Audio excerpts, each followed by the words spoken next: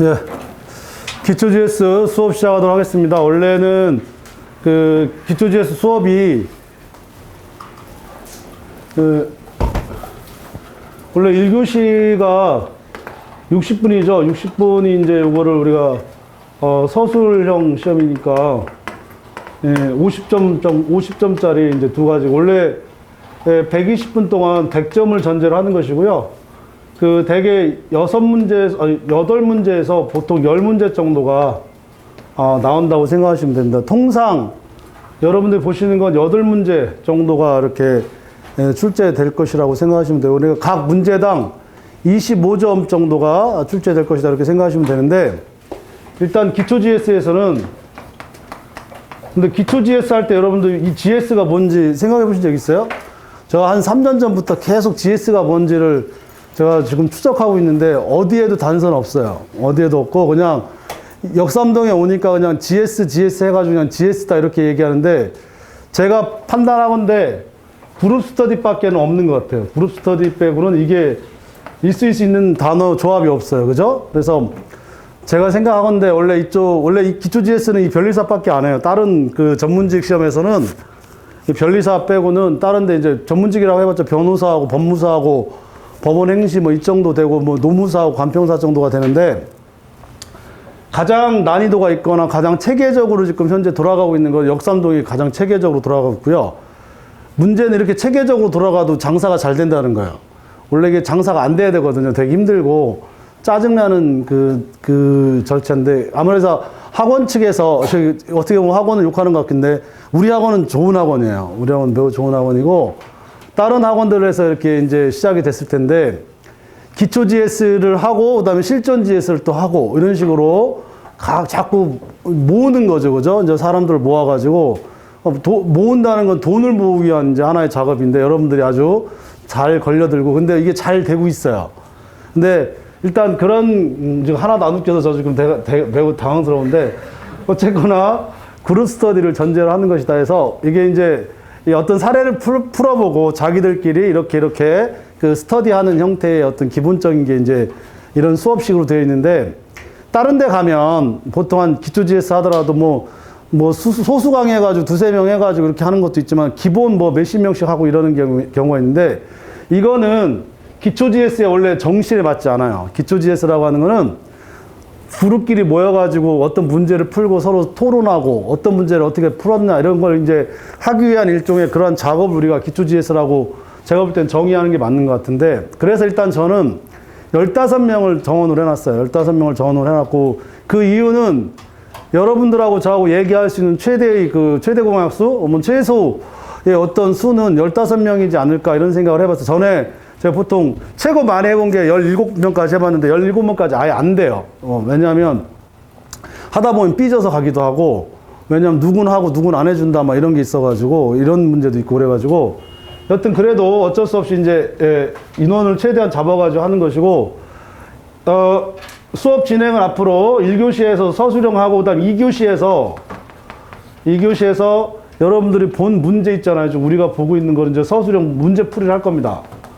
문제 풀이를 하는 것이고, 근데 기본적으로 3교시에서는 이제 진도가 나갈 거예요. 진도가 이제 내일. 이제 이게 지금 진도별로, 기초 GS는 어쩔 수 없이 진도별로 나가야 되고, 앞으로 8번 동안 전체적인 진도를 이제 우리가 살펴볼 것이다. 이렇게 이제 생각하시면 되고, 대략 이렇게 하는 것이고요. 문제 풀이 하면서 요게 이제 돌아다니면서 이제 굉장히 필요한 분들이 있어요. 서술형 같은 거 필요한 분들은 제가 따로 여기서 불러내가지고 따로 얘기하든지, 뭐 때리진 않아요. 그러니까 불러서 얘기하든지 따로 이렇게 얘기할 기회를 갖더라든지, 여튼 최대한 여러분들하고 접촉면을 넓혀가지고 문제 풀이하고, 여러분 시험지에 대해서 문제 풀이하도록 하고, 이게 지금 이 기초 GS라는 건 동차반을 전제로 하는 겁니다. 지금 동차가 올해 지금 8월 달에 7월 30일에 시험을 볼 수 있을 정도의 어떤 문제, 그리고 그 문제의 수준에 맞춰가지고 이렇게 하기 때문에, 지금 기초 GS라고 해가지고 만만하거나 이런 건 아니고, 일단 여러분들이 어떤 문제가 나왔을 때 어떻게 풀 것이다, 요걸 지금 향해서 가는 거고, 올해 기초 GS 하고, 최소한 기초 GS만 하더라도 혼자 공부를 해가지고 나중에 시험을 준비할 수 있을 정도로는 할 겁니다. 물론 나중에 동차반 실전 GS로 들어가면 좋은데, 뭐 이것도 이제 상업적인 문제가 있으니까 제가 강요할 수는 없고, 일단 동차반은 동차반 실전 GS대로 하고, 기초 GS는 기초 GS대로 해가지고 나갈 것이고요. 그러면 어떻게 할 것이냐 해가지고 처음에 여러분들한테 오픈북을 제가 제시할 겁니다. 그래서 오늘 아마 문자를 다 받으셨죠, 그죠? 그 기본서하고 법전을 꼭 갖고 와라. 무슨 얘기냐면 어떤 사례 문제가 나왔을 때 이게 우리가 배웠던 이론을 이 사례에 어떻게 적용해서 어떻게 쓸 것인가를 저하고도 같이 계속 하겠지만 여러분 스스로가 책만 있으면 쓸 정도가 된다면 그럼 나중에 그 책을 어느 정도 알게 되면 그 책을 가지고 쓸 수 있다는 얘기가 되겠잖아요, 그죠? 일단 그 작업을 한번 해봐야 되겠다라고 하는 게 제 생각입니다. 일반적으로는 처음부터 그냥 나눠주고 풀어 이렇게 할 수도 있는데 그게 아니고요.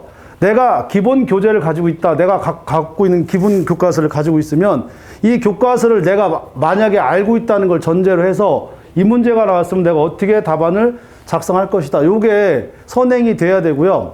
이게 안타까운 건 뭐냐면 이 60분 동안 우리가 지금 4문제를 풀 건데 4문제 동안 책을 찾아가면서 거기서 쓸 수 있을 정도의 어떤 실력이라면 사실상 혼자 준비해도 될 수 있는 그런 실력이 되기 때문에 그렇게 이제 생각하시고서 처음에 이제 답안을 작성하시기 시작하면 됩니다. 근데 아마 1시간 동안 4문제를 다 풀지 못할 거예요. 이미 책이 주어져 있는데도 불구하고. 그 얘기는 책을 명확하게 이해하지 못하거나 설사 암기가 되었다 하더라도 쓸모없는 암기들이 꽤 많을 거고 그걸 적절하게 문제에 맞춰가지고 풀어내셔야 됩니다. 근데 쉽지 않아요. 아까도 얘기했지만 이 기초 GS만 하더라도 어떤 문제가 나와도 어떻게 풀어야 되겠다라고 하는 방향성을 제시해야 되기 때문에 맨날 하는 무슨 암기장, 암기 시험 이런 식으로 그건 글씨 연습이지 문제풀이 하는 게 아니에요. 그래서 어떤 문제를 어떤 이론이 나오건 학설 혹은 판례를 가지고 혹은 법조문을 가지고 어떻게 적절하게 설명해 나갈 것이냐 요걸 우리가 지금 기초 GS를 통해서 이제 하게 될 것이다. 그래서 최소한 4번 정도는 오픈북으로 하되 만약에 그게 잘 된다 그러면 뭐 개인적으로 책을 덮으셔도 되고요. 만약에 전체적으로 책을 덮어야 되겠다 그러면 제가 전체적으로 책을 덮으라고 하는데 제 경험상으로는 여러분이 아니라 제가 로스쿨에서 경험상으로는 끝까지 해도 책을 안 덮이더라고요. 그만큼 자기가 알고 있는 것을 사례에 이렇게 적용한다는 게 그렇게 쉽지 않아요. 그리고 제 문제가 쉽지 않아요. 저는 누구가 베낀 게 아니라 완전히 창작해서 내고 창작해서 냈다고 그래가지고 뭐 말도 안 되는 그 에어럽 이런 게 아닌 게 아니라 그 자체로 사례를 그 판례의 사례를 여러분들의 그 GS에 적절하게 변형한 형태가 되기 때문에 그렇게 이제 생각하시면 될 것 같다.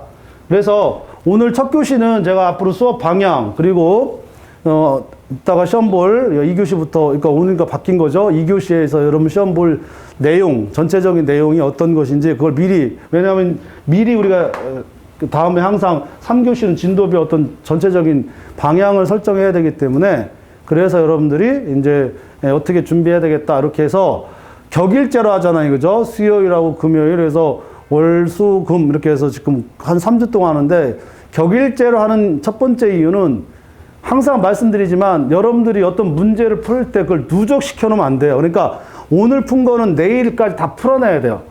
나중에 여러분이 시험을 보기 직전 되면 그 제가 너무 많이 들었는데 나중에 보아야 될 게 GS만 막 한 100페이지, 100페이지가 아니라 500페이지니 700페이지니 막 어차피 못 봐요.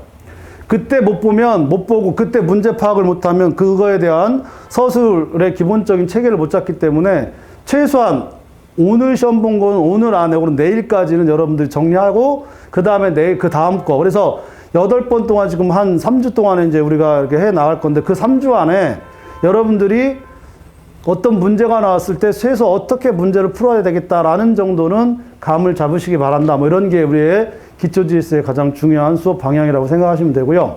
그리고 한 주 집어넣어서 하루 건너뛰는 것 중에 하나가 여러분들 답안지를 제가 최대한 공정하게 여기서 공정하지 않는다고 해서 문제 생길 건 없지만 일반적으로 우리가 이제 학교에서 교수들이 채점하는 방식으로 했을 때 과연 몇 점이 나올 것이냐. 그러니까 50점을 곱하기 2하면 되겠죠. 그죠? 근데 50점 볼 때는 곱하기 2를 하면 안 되고 곱하기 한 1.7이나 1.8 정도 해야 됩니다. 왜냐하면 8문제를 2시간에 보는 거하고 4문제를 1시간에 보는 건 마음의 그 무게가 다르기 때문에 훨씬 그래도 잘 나오는 편입니다. 근데 잘 나오는 편이 한 2, 3회 정도는 여러분들 울지도 몰라요. 울지도 모르고 뭐 그럴 수도 있습니다. 전혀 왜냐하면 제가 경험이 있어가지고 그래. 경험이 있어가지고 꼭 기초 GS라든 실전 GS 하든 남학생들은 별로 문제가 없는데 여학생들은 뭐 하다 보면 막 울어요. 그래가지고 무서워요. 저는 얘기하기가. 그래서 그 마음 편하게 기초 GS잖아요. 그죠? 어떻게 문제를 풀고 답안을 어떻게 쓸 것인가 이런 논의를 하는 거니까 최대한 마음 편하게 대신 긴장감을 가지시고 하도록 하고요.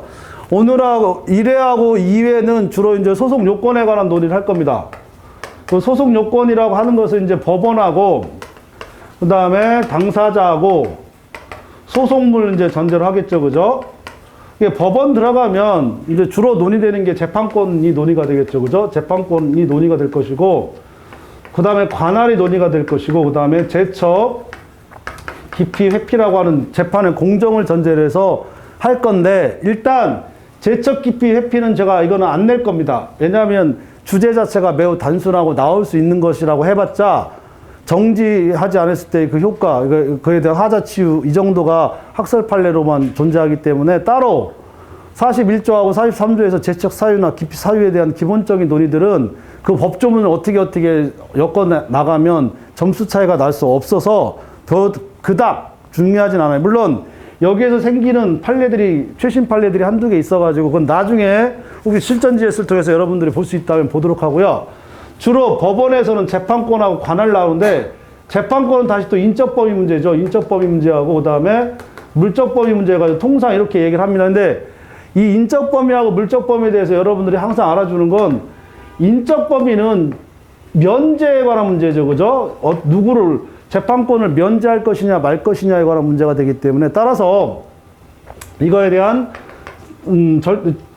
절대적 면제설이냐 혹은 상대적 면제설이냐라고 하는 기본적인 논의를 전제로 하는 것이고 이것도 중요합니다. 중요한데 이거는 판례를 위주로 해가지고 그 판례를 여러분들이 파악하시면 되고 판례 한두 개만 정리하시면 되는 것이고 물적 범위에 관한 거 꼭 알아두셔야 되는데 이게 국제재판 관할 문제죠. 그죠? 국제재판 관할 문제인데 이 국제재판 관할하고 재판 관할하고는 다른 문제입니다. 요거 용어를 좀 구분하실 필요가 있고 요 국제재판 관할은 이미 사법이 변경된 상태에서 이미 이건 토지 관할이에요.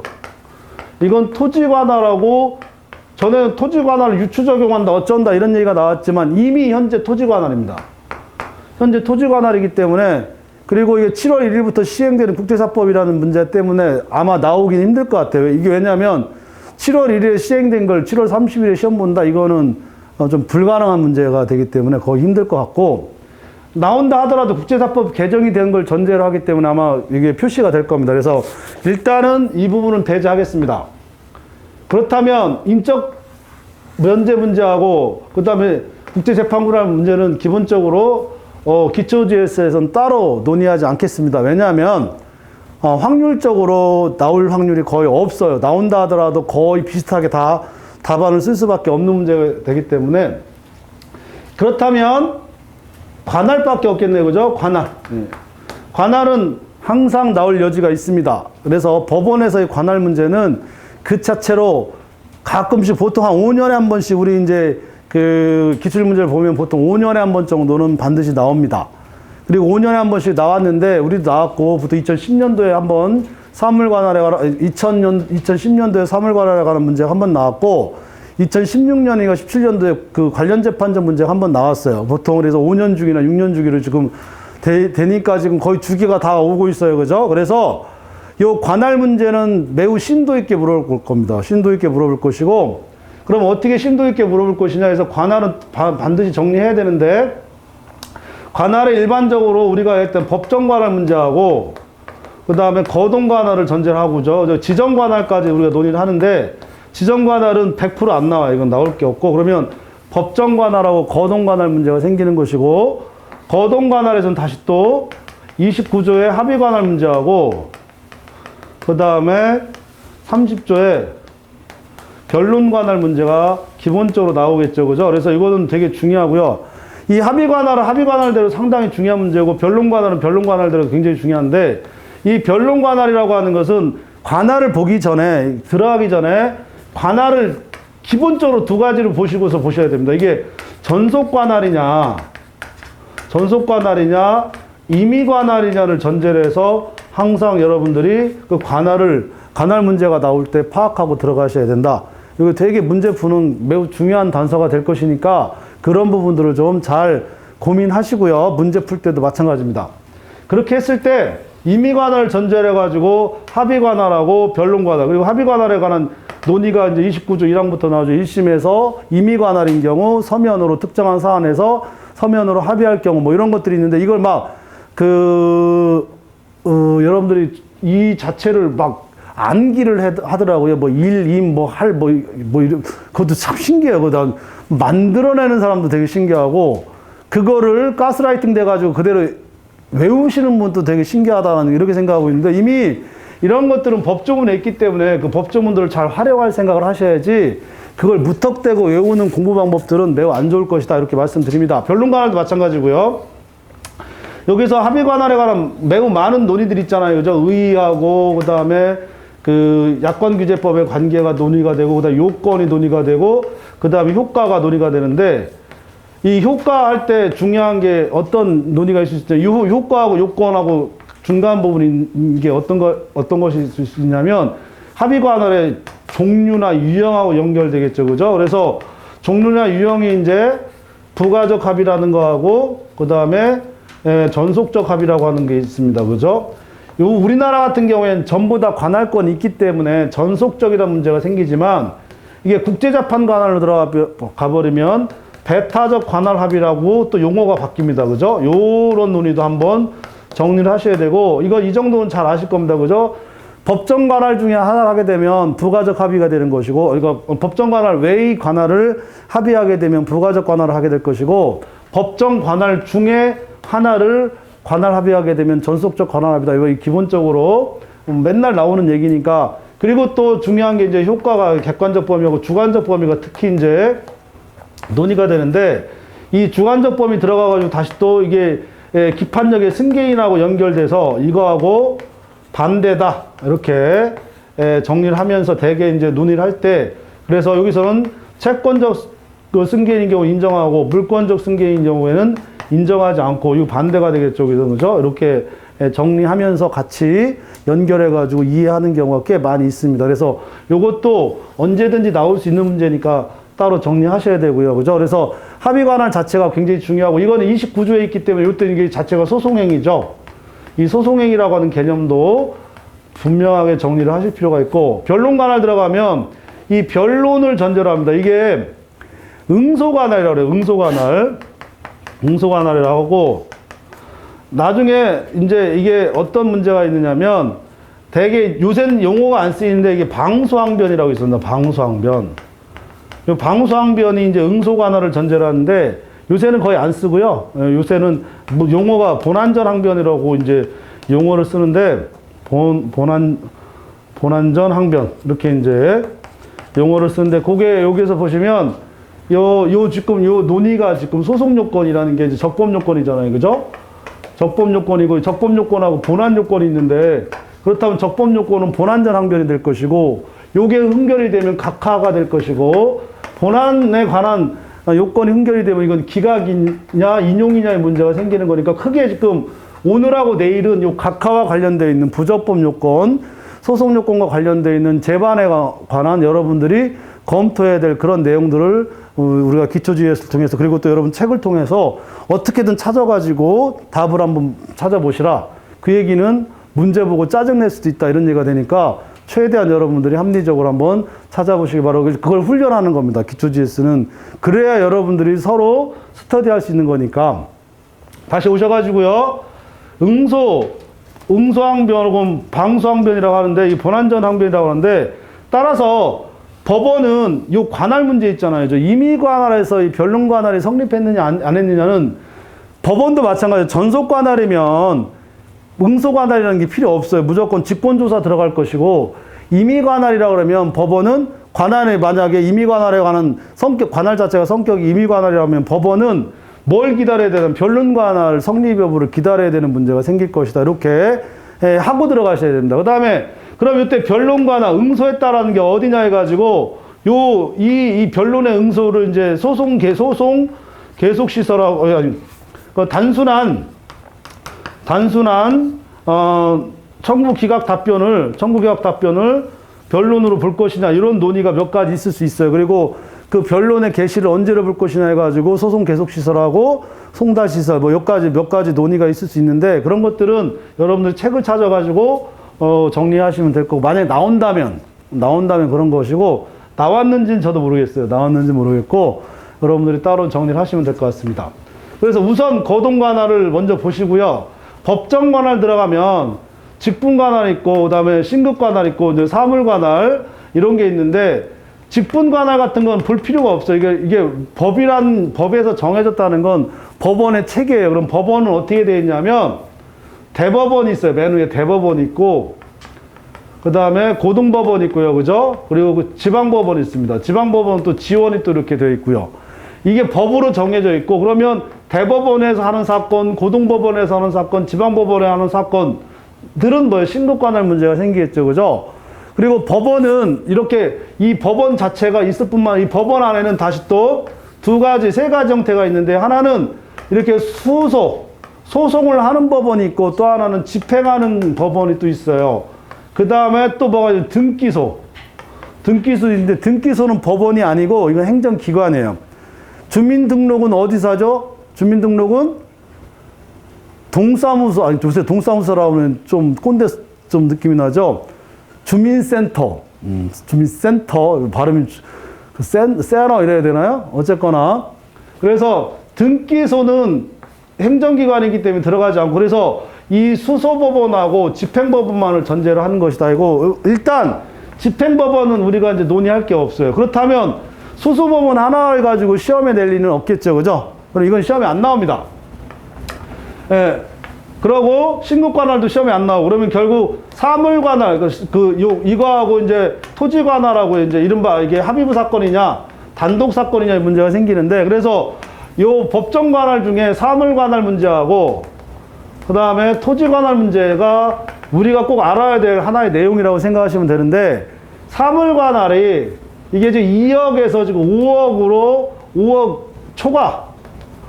5억 초과로 지금 바뀌었단 말이에요. 그죠? 이게 3월 1일날 바뀌었기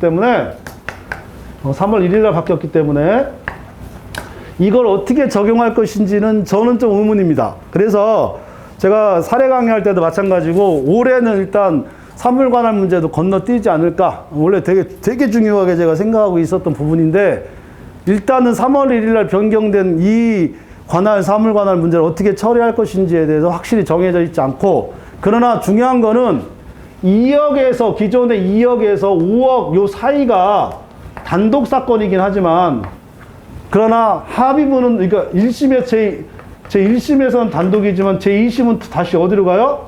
2심은 다시 또 고등법원으로 간다는 것. 그래서 요걸 우리가 뭐라 하면 이걸 고액 단독 사건이라고 하죠. 고액 단독 사건이 새로 영역이 생겼고요. 그 전에 3천만 원에서 2억까지는 우리가 중액 단독 그리고 3천만 원 이하 우리가 소액 단독 이렇게 해가지고 이 고액 단독 사건이 기존에 원래 있었다가 2016년도에 없어졌다가 다시 또 만들어졌어요. 올해 2022년도에 고액 단독 사건이 다시 만들어졌기 때문에 이런 부분들을 3월 1일 정도면 뭐 물어볼 수도 있을 것 같기도 하고 없을 것 같기도 한데 어쨌거나 뭐 그런 정도에서 정리하시면 될 것 같아요. 그죠? 그리고 그렇게 하고 나머지 이제 5억 초과부터는 이제 합의부 사건에서 이제 고등법원 사건으로 가는 거니까 뭐 그런 정도는 기본적으로 여러분들이 알아두고 일단 고액 단독 사건이라는 게 새로 만들어졌다 이런 정도로 사물관할을 정리하시면 크게 뭐 문제될 건 없고 사물관할은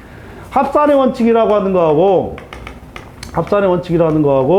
그 다음에 관할의 항정을 전제로 해가지고 문제가 엄청나게 자주 출제됐고 우리 변리사 시험도 2010년도에 나왔던 게 바로 합산의 원칙하고 관할 항정의 원칙을 어떻게 적용할 것인가 요거 가지고 시험 문제 나왔었고요. 그래서 저는 한 10년 됐으니까 12년 됐으니까 또 나오겠다 이런 정도를 가지고 있었다가 올해 3월 1일 날 사물관할에 관한 규칙, 민사소송 및 가사소송 등의 사물관할 규칙이 변경되는 바람에 약간 좀 출제의 신뢰성이 좀 떨어지지 않았을까 이런 생각을 좀 합니다. 그래서 저는 안 내겠습니다. 안 내고 그러면 결국 토지관할 문제만 내겠죠. 그래서 이거는 어쨌거나 이제 하셔야 되니까, 그죠? 그래서 토지관할 들어가면 다시 또 2조에서 6조, 그 다음에 7조에서 24조, 그 다음에 25조.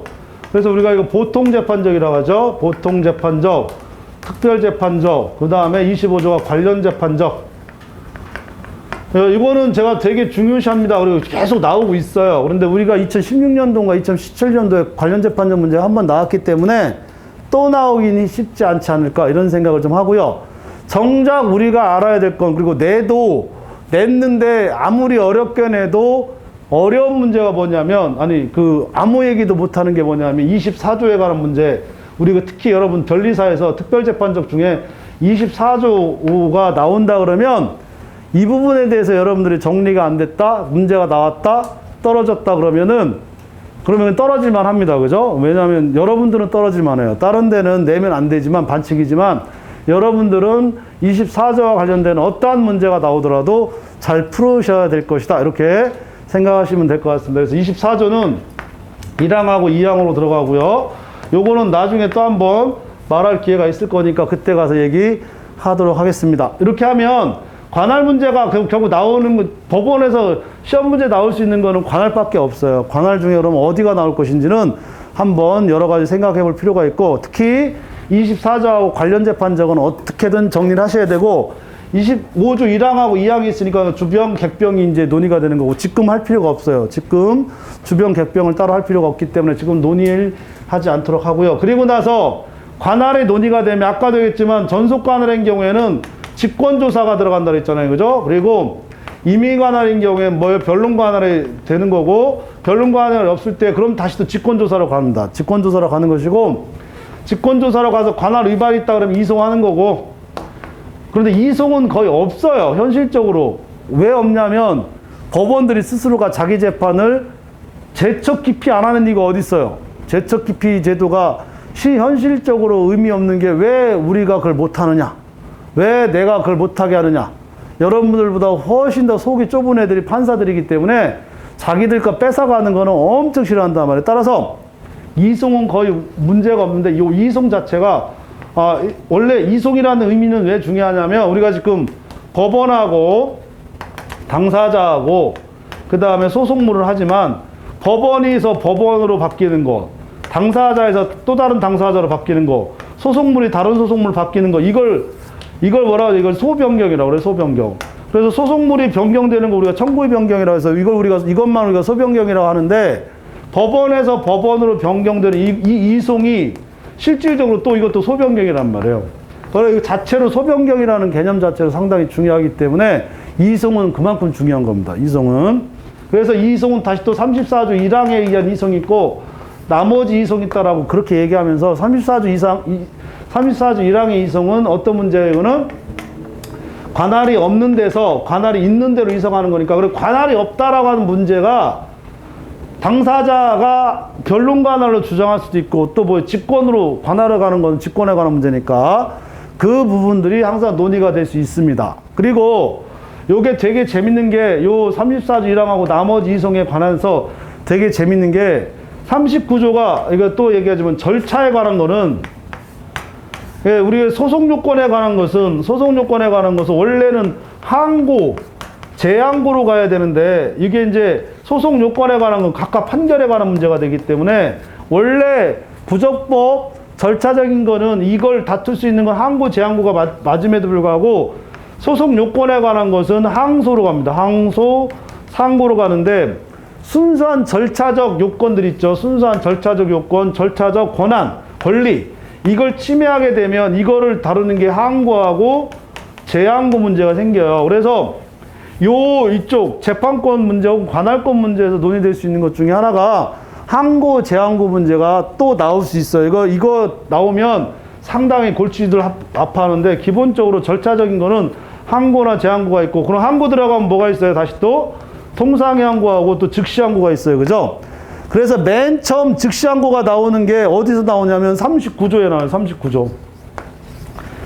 뒤에 또 이제 그 제적 기피 회피에서도 나오지만 39조에서 바로 항고 얘기가 나온단 말이에요. 그죠? 그래서 우리 민사헌법 전반에 걸쳐 가지고 항고 논의가 계속 나오고 있는데, 다른 변호사, 법무사, 법원행시 다 나왔어요. 항고. 법원행시까지 해서 변리사만 안 나왔어요. 변리사만 항고 문제가 안 나왔어요. 재작년에 재심법원에 대한 항고 문제만 한번 나왔는데 그건 재심 때문에 나왔지 항고 때문에 나온 게 아니란 말이에요. 그러니까 항고 자체가 나온 적은 없어요. 그 얘기는 나온다는 얘기예요. 나온다는 거예요. 항고, 재항고 문제를 상당히 좀 중요시해야 되겠다. 이 부분도. 그래서 제가 우리 기본 강의할 때도 그렇고 이 항고, 재항고를 상당히 중요시하고 꼭 알아둬라. 이런 얘기를 좀 했었습니다. 이것도 한번 정리를 좀 해보시기 바라고. 그래서 결과적으로 법원에서는 이런 문제가 나올 것이다. 이렇게 생각하시면 되고요. 그 다음에 이제 당사자로 들어가야 되겠죠. 그죠? 당사자로 들어가면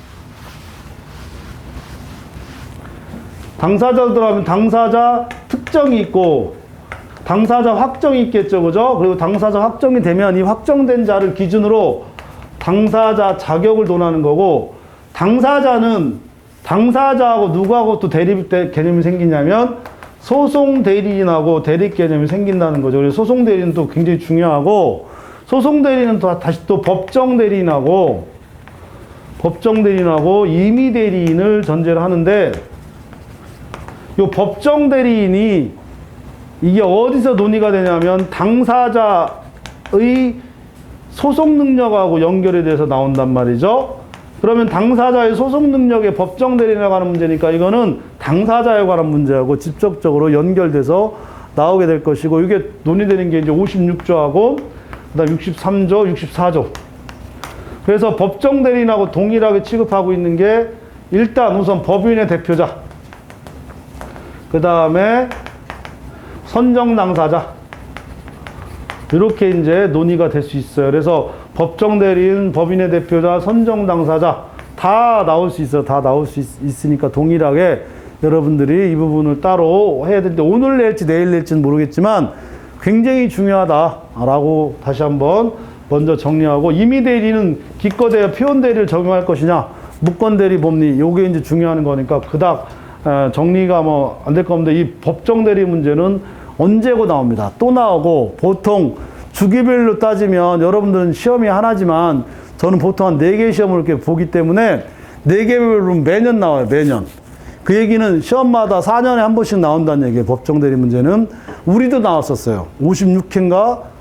올해가 59회죠? 이제 56회 때 나왔다면 56회 때 이 법정 대리 문제가 나오는데 다들 이제 그 56회 때 법정 대리 문제 나왔는데 다들 막 1번 문제 아까 여기 무슨 쓰기 문제요. 그 쓰기 문제 보니까 그거예요. 1번 문제가 법정 대리 문제입니다. 법정 대리 문제인데 그 쓰기 문제를 왜 하죠? 써지나? 이게 어떻게 써지지? 신기한데요? 56회하고 57회구나. 죄송합니다. 57회에 쓰기 문제를 누가 한 모양이죠? 좋긴 한데 어떻게 쓰는지 궁금해 죽겠어요. 어쨌거나 그거는 뭐 하고 그래서 57회 법정 대리 나왔고 그러면 작년에 안 나왔고 올해나 내년에 또 나올 수 있다는 얘기죠. 그죠? 법정 대리 문제는 항상 나옵니다. 그래서 항상 정리를 하셔야 되고 그래서 소송 대리 문제가 끝나고 그다음에 확정 들어가면 확정에 관한 기준이 있다는 거죠. 기준. 그래서 이 기준에 대한 행위설, 그 다음에 의사설, 그 다음에 표시설 이것과 관계되어 있어서 나올 수 있는 굉장히 많은 문제들이 있을 수 있죠. 그죠? 표시 정정 문제. 그 다음에 사망한 당사자. 그 다음에 성명 모용 소송. 그 다음에 법인격 부인론. 이런 정도의 논의가 생길 수 있는데 일단 가장 우선되는 게 당사자가 사망했을 때하고 성명 모용 소송 요건 굉장히 의미가 있어요. 언제든지 나올 수 있는 것이고 그 다음 표시 정정 문제가 있단 말이죠. 이 표시 정정 문제는 기준하고 상관이 없어요. 왜냐하면 동일성이 인정되는 거 누구와 표시된 자와 동일성 그러니까 표시설이니 행위설이니 의사설이니 이건 원래 왜 나온 거냐면 성명 모용 소송 때문에 나온 거예요. 성명 모용 때문에 성명 모용 소송이라는 건 모용자와 피모용자가 다르기 때문에 전제하는 것이고 표시 정정 문제는 다른 사람이 없어요. 똑같은 놈이란 말이에요. 그죠? 그래서 맨날 나오는 박종선. 그분은 왜 박종선이어가지고 항상 그런 문제가 생기는지 몰라도 박종선은 죄가 없어요. 한자가 죄가 있는 거지, 그지? 그래서 옥이나 단순한 옥이나 이런 문제가 있을 때 어떻게 처리할 건지 요 논의가 여기서 정리가 될 것이다. 이렇게 해가지고 표시정정 문제도 항상 논의가 되는데 이게 왜 중요하냐? 표시정정은 우리 법제도에 없어요. 뭐만 있을 뿐이에요? 피고 경정만 있어요. 피고 경정만. 260조에 피고 경정만 있고 표시정정이 없으니까, 그러니까 없는 제도를 만들다 보니까 이게 논란이 있는 거예요. 그래서 민사소송법을 매우 사랑하시는 교수님이 누구냐면 홍문혁 교수님이에요. 홍문혁 교수님은 민사소송법에 없는 걸 인정할 생각이 없으신 분이에요. 그래서 야, 니네들이 왜 맨날 표시정정 하는데 왜 표시정성을 왜 하냐고. 거기 민사소송법이 어디 있냐고. 그래서 항상 피고 경정서를 주장하시는데 이제 이분이 아니요, 돌아가시지 않았어요. 다만 아무도 신경을 안 쓸 뿐이에요. 이제 퇴임하신 지가 정확히 6년 됐어요. 6년이 되셨기 때문에 이제 이분 얘기를, 그러니까 이제 이런 논의 필요 없어요. 그냥 피고 경정설, 표시 정정설 해가지고 옛날에 이제 홍문혁 교수님 제자들도 홍문혁 교수님 안 따라가요. 신기한 거는 내가 언젠가 한번 홍문혁 교수님 제자한테 내가 물어봤어요. 도대체 왜 홍문혁 교수님 안 따라가냐? 그랬더니 자기가 생각해도 너무 심하다고 그러면서 이런 얘기하면 안 되는데 어쨌거나 뭐 그렇다는 건 전혀 의미는 없다. 이런 정도. 그 얘기는 이제 채권자 대리소송 가면 이른바 여러분들이 좋아하는 채권자 대리소송에서의 피보전 채권의 성격, 성질, 이른바 채권자 대리소송에서의 법적 성질이 법정소송 담당설이냐 고유한 대입권설이냐. 또 역시 또 거기서도 고유한 대입권설은 홍문혁 교수님밖에 없잖아요. 그러니까 민사소송법에 나와 있는 모두 소수설은 홍문혁 교수님하고 강현중 교수님 두 분밖에 없는데 두 분 다 존재감이 없어요. 그래가지고 요새는 그런 걸 막 깊이 있게 안 써도 상관없어요. 근데 여러분들이 많이 보시는 책에 보면 저도 이제 그걸 어쩔 수 없이 따라서 써놨는데 왕따 안 당하려고 써놓긴 했는데 그 홍문혁 교수님이 얘기하는 소수설들은 거의 의미가 없다 이렇게 생각하시면 되고요. 판례들이 홍문혁 교수님 아예 따라가질 않아요. 그러니까 그 정도에서 정리하시면서 답안을 작성하셔도 문제되진 않지 않을까 이런 생각을 합니다. 여기까지 하면 일단 이 부분은 일단 또 설명할 기회가 있으니까 그래서 성명보용소송하고 사망한 당사자 요게 2019년인가 2020년도에 또 한 번 나왔잖아요. 그죠? 사망한 당사자를 상대로 한 소송 중에서 대리권은 선임한 상태에서의 사망한 당사자 선임해가지고 요거는 또 소송 절차 중단하고 해서 엄청나게 나옵니다. 또 그래서 뭐 그 정도에서 정리하시면 되고 그 다음에 들어가시면 빨리 이제 정리를 하면서 이제 시험 보러 들어갑시다. 자격 들어가면 다시 또 이제 당사자 능력하고 아까도 얘기했지만 소송 능력 그 다음에 변론 능력 이런 식으로 보면서 당사자 능력은 조합하고 법인밖에 이게 이거 안 나올 게 없어요. 당사자 능력이 나올 여지는 없고 그러면 여기서 시험이 나오는 거는 당사자 능력과 비교 개념인 당사자 적격이 문제가 되겠죠. 그죠? 이 당사자 적격이 문제가 되고 당사자 적격에서 가장 중요한 게 이행해소에서 당사자 적격이 없는 경우가 있고 당사자 적격이 있는 경우가 있는데 이 있는 경우 중에 이제 소송 담당 중에 다시 또 법정 소송 담당이 있고 그 다음에 임의적 소송 담당인데 우리나라는 임의적 소송 담당 인정하지 않잖아요. 그죠? 예외적으로만 뭐 선정 당사자 정도에서만 논의가 되고 그래서 선정 당사자가 나름 중요합니다.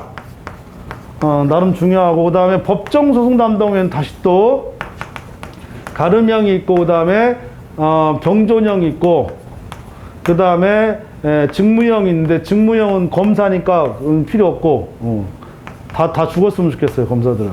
여튼 가름형 중에 이제 파살이 문제네. 파살. 요게 계속 심심치 않게 나오고 있어요. 파살 문제가 계속 심심치 않게 나오고 심지어 집행법원도 존재하기 때문에 아니 파산법원 여기 강남 그 중앙지방법원 그쪽에 있습니다. 그래서 요 파산에 관한 것도 한번 해야 되는데 지금 내진 않을게. 나중에 실전 GS 하시는 분들은 파산에서 어떻게 어렵게 나오는지를 한번 볼 수 있을 거예요. 뭐 욕을 많이 하시더라고요. 여튼 그 다음에 병존형이 있는데 여기는 두 가지가 있죠. 채권자 최대 소송하고 그 다음에 회사 대표 소송인데 일단 회사 대표 소송은 제외시켜도 좋습니다.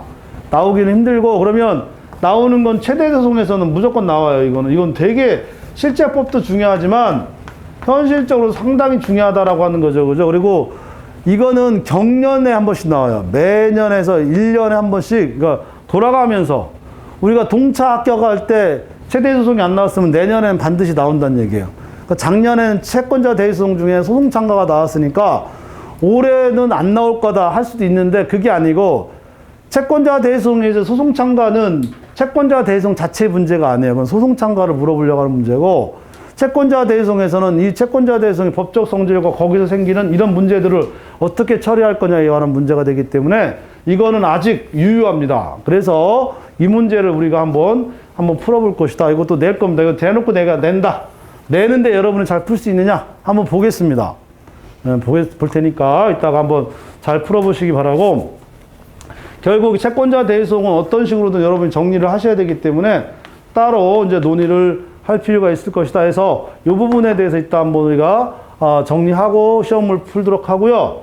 소송 능력은 아까도 얘기했지만 법정 대리에 관한 문제가 굉장히 중요한 거고 이걸 여러분들이 정리하시면 되고 변론 능력 뭐 이런 정도 따로 이제 논의를 하시면 될 것 같아서 법원하고 오늘은 법원하고 당사자 그리고 이것과 관련되어 있는 소송 요건에 관한 직권조사 내지 혹은 변론주의 영역이 어디까지 있는가 이런 문제를 가지고 오늘 기초GS에서 일단 오늘하고 내일은 요 소송 요건에 관한 문제, 적법 요건에 관한 문제를 이 오늘하고 내일하고 걸쳐가지고 여러분들이 오픈북을 통해서 최대한 잡아보시기 바랍니다. 그래서 그 얘기는 책을 웬만큼 봐가지고 안 된다는 얘기고 책을 정확히 이해하지 못해서는 못 풀 수도 있다는 얘기예요. 그죠? 그 얘기니까 그 얘기는 여러분이 문제를 처음 볼 수도 있어요. 그러니까 저하고 사례 강의를 했든 다른 누구 유명한 책을 봤든 없는 책이 비슷한데 완전 다르진 않지만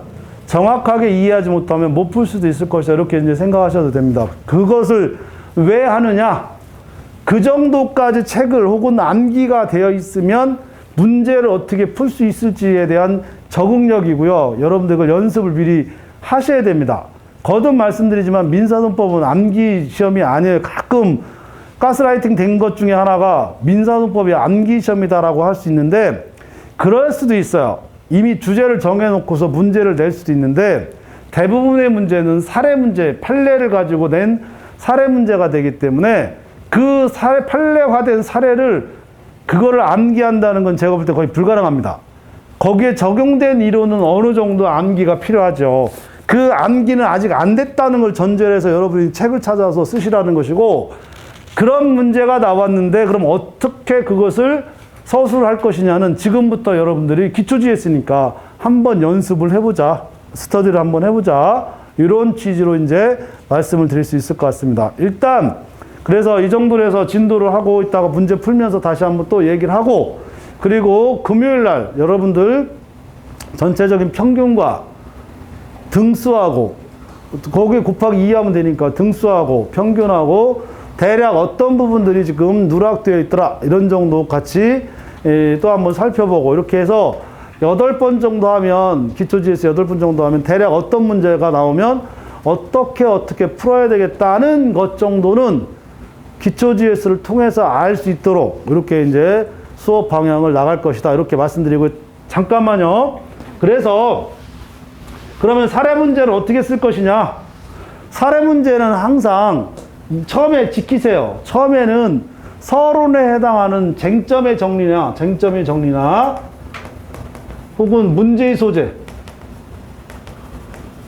이렇게 쓰시고 쟁점을 잡아요. 내가 요거는 제시를 하는 거예요. 내가 앞으로 무엇을 쓸 거다라고 내가 무엇에 대해서 이 문제에 대해서 무엇을 쓸 것이다라고 이렇게 제시를 하세요. 그리고 제시된 것을 큰 목차로 잡으셔요. 큰 목차로. 그리고 결론. 왜냐하면 무엇인가를 제시를 했으면 반드시 결론을 내줘야 돼요. 결론을 안 쓰는 답안은 답안이 아니에요. 왜냐하면 무엇을 설명하거나 무엇을 논하라고 하는 것은 무엇을 제시한다라고 하는 건 제시하잖아요. 제시하면 그 제시된 게 무엇이다라고 분명히 끝을 맺어줘야지 그 끝을 안 맺게 되면 정말 답답해요. 그래서 나중에 또 제가 우스갯소리를 하지만 결론을 안 쓴 답안들이 가끔 나와요. 실제 채점 들어가면. 그러면 막 찢어버리고 싶어요. 막 그 시험지를, 답안지를. 여러분들이 잘 보고 있는 유명한 책들도 보면 가끔 결론을 안 쓰는 게 있어요. 그럼 도대체 뭐라고 쓴 거냐고, 왜 또 보게 되냐고 다 찢어버리고 싶어요. 왜? 그게 심리란 말이에요. 그래서 누구나 어떤 사례 문제를 풀면 그 결론이 어떻게 됐는지를 반드시 써줘야 됩니다. 이건 굉장히 중요한 문제니까 강조합니다. 그렇게 해서, 그리고 이 안에는 최소한 중목차, 이거 대목차라고 하는 거예요. 이 대목차를 잡아주는 거는 여러분들이 1, 2, 3, 4로 하든 로마 숫자로 하든 둘 중에 하나 하시고, 그 안에 중목차는 최소 2개 정도, 3개 정도는 잡아주시고, 여기서도 잡아주시고, 그 다음에 결론하고 서로는 중목차를 달지 말고 그 자체의 제시와 결론에 대한 맺은 말만 정확히 하시면 됩니다. 그리고 요거는 5까지는 갈 수 있어요. 5까지는 갈 수 있는데 20점짜리는 5까지. 그럼 여기서 다시 1, 2가 되겠죠. 그죠? 4나 5에서 항상 뭐든지 서술할 수 있는 그러한 형태를 가지시기 바라고. 이건 제 사례 문제 할 때도 항상 얘기하지만, 이건 제가 저의 스타일이라고 해서 강조하는 게 아니에요. 제가 사례 시간에도 말했지만 대부분의 민사논법 교수들의 전형적인 답안이에요. 이 전형적인 답안을 여러분들이 거부할 필요가 없어요. 어차피 그게 누가 들어가든 민사논법을 전공하는 교수가 들어갈 것이고, 그게 판사 출신이냐 혹은 학자 출신이냐를 떠나서 다 이렇게 하고 기본 채점 기준표를 기본적으로 이렇게 제시하기 때문에 이 부분에 대해서는 의문을 갖지 마시고 나중에 또 얘기하게 될 겁니다. 또 하나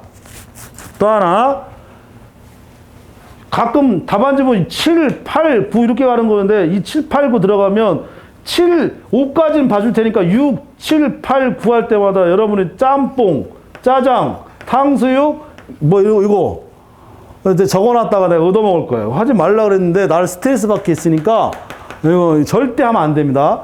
4에서 5, 4와 5 그 안에서 항상 그 설명할 수 있는 그 어떤 능력, 서술력, 작문 능력을 키우세요.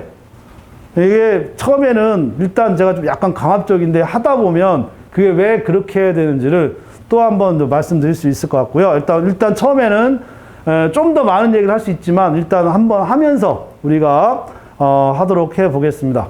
혹시 질문, 뭐 궁금한 거나, 괜찮아요. 내가 나한테 질문한다고 물어 뜯거나 때리거나 이런 사람은 아니에요.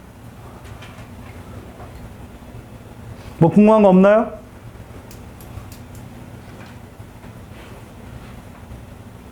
뭐 완벽하게 설명해가지고 그죠? 저 질문할 게 없죠. 그러하다면 바로 한 5분 정도 쉬었다가 그러면 바로 우리 시작하도록 하겠습니다. 5분만 쉬겠습니다.